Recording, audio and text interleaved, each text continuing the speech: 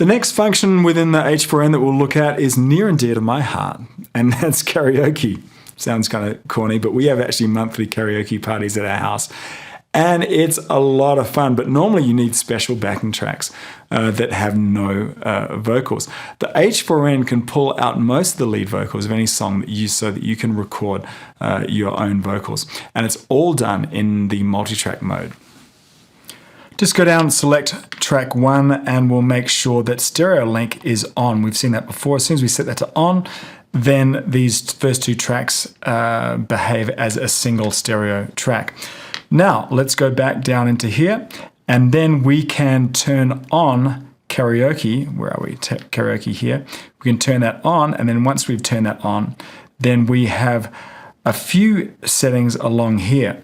The most important is the center cancel. By turning that on, we'll take out most of the lead vocal.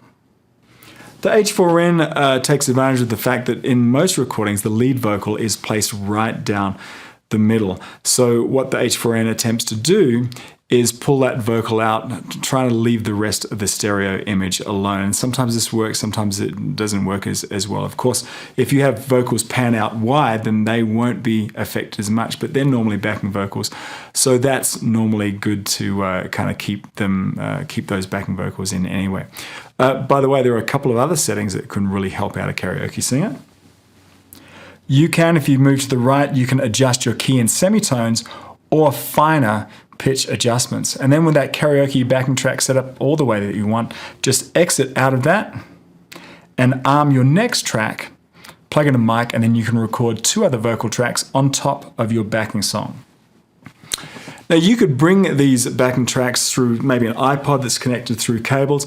Of course, you could just import files directly by placing them in the MTR folder of the card. Do you remember we looked at importing and exporting files in the last section? Just drag your stereo files into the MTR folder and then select them up as your tracks. Now better yet, if you are a serious karaoke, you probably have MP3 and G files on your computer. Simply drag those MP3 files into your MTR folder and you'll have perfect backing tracks. Do a search for MP3 plus G karaoke files on Google. There's a whole world out there you wouldn't believe.